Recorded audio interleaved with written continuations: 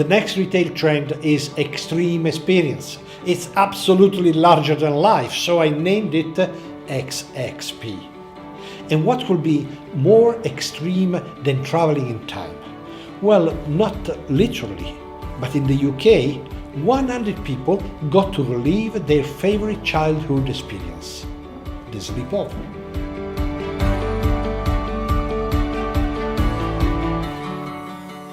This IKEA store in Essex, United Kingdom, is being filled with beds, not to sell, but instead to host a gigantic sleepover.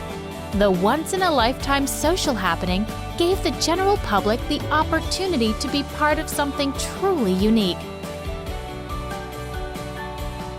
Time to make your bed.